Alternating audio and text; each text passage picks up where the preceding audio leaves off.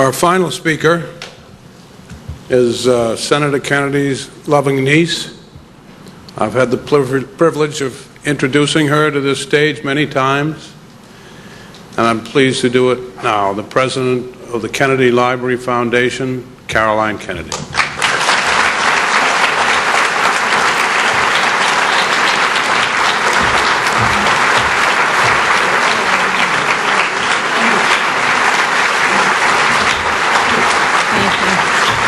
Thank you, Mr. Vice President, and all the speakers tonight for the gifts of Teddy that you have given to all of us. And thank you, Vicki, for loving him with all your heart for so many years, and bringing him so much happiness.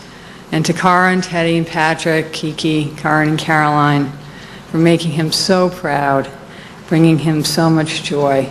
And to Jean, I know you've lost your soulmate because you and Teddy lit each other's lives for your whole entire lives, and all your nieces and nephews are here to help you as best we can.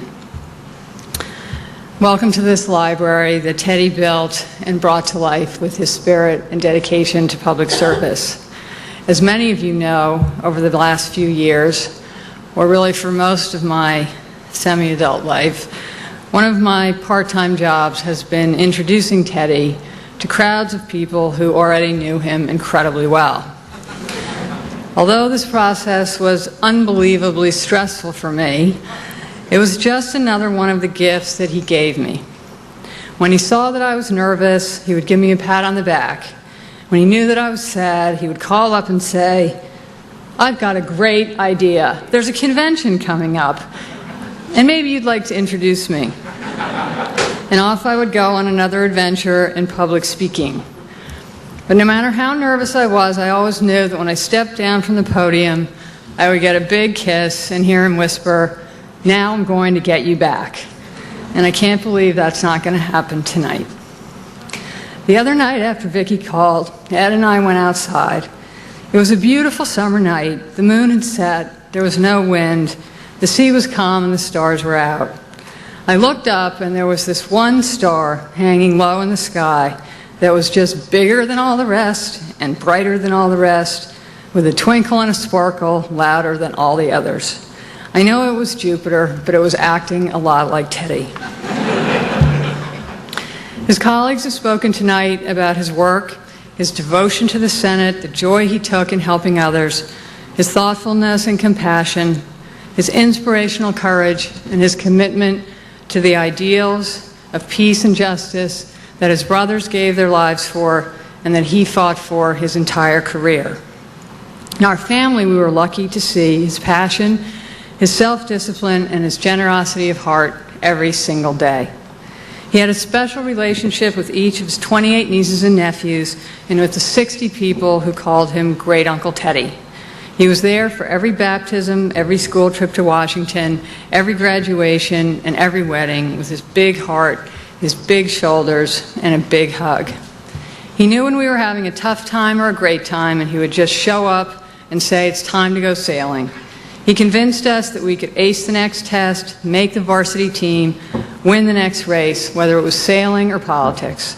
And it was okay if we didn't, as long as we tried our best.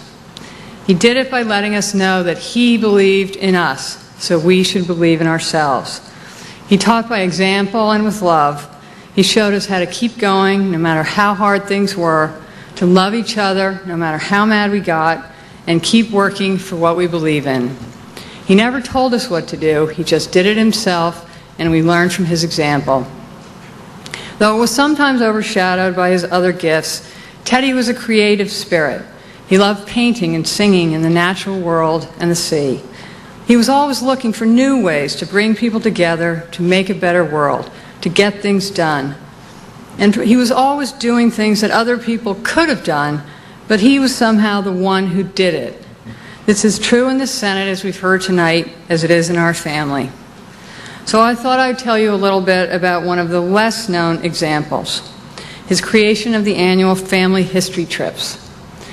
Visiting historical sites is something anyone can do, but Teddy made it into something special.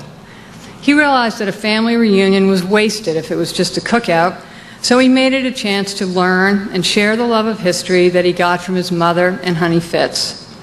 In my childhood, these trips were relatively simple affairs: an occasional visit to the Nantucket Whaling Museum, or a Western Massachusetts campaign swing that included the Crane's paper factory where dollar bills were printed and the studio where Daniel Chester French created the statue of Abraham Lincoln. And no visit to Grandma's house was complete without Teddy's recitation of the Midnight Ride of Paul Revere. When I was young, I thought Teddy was just entertaining us, but as I grew up, I realized he was passing down his belief that each of us has a chance to change the course of history. Teddy lived for the future. Now, we loved the past, but when a new generation came along, in typical Teddy style, he decided to take it all to a new level. He wanted us all to share his love of being together, his passion for history, and to learn about the sacrifices upon which this country was built, so that we would understand our own opportunities and obligations. He took this on with enthusiasm and his organizational magic, helped, as always, by the extraordinary team that are all here tonight and will be working for him forever.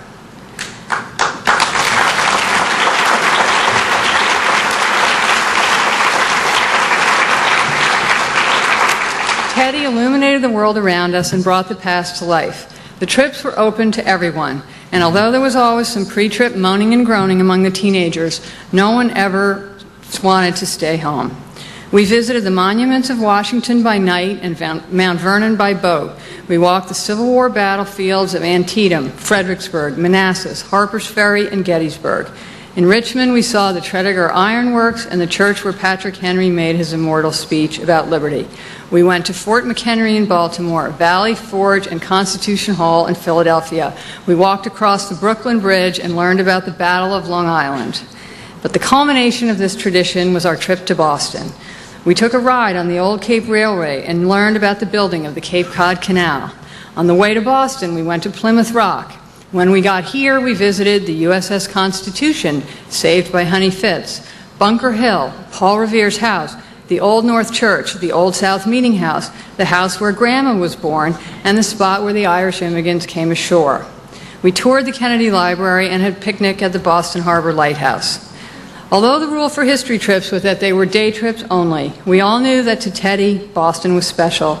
He had a surprise for us, which was that we were going to get to the chance to camp out on Thompson Island. He didn't tell us that for most of the year this facility is used for juvenile detention until after we had set up our tents in the dirt. It was about 98 degrees, the bugs were out, it smelled like low tide all night long, and the planes from Logan were taking off and landing right over our heads. We figured Teddy was trying to teach us something, but after a boiling hot 16-hour history day with 20 children under 10, we weren't quite sure what it was. In any event, that was when Teddy decided that even he had had enough of history, finally, and snuck out under cover of darkness on his secret getaway boat and headed for the Ritz. Once again, he had it all figured out. Yesterday, as we drove the same route up from the Cape, I thought about all the gifts that Teddy gave us and the incredible journey he took.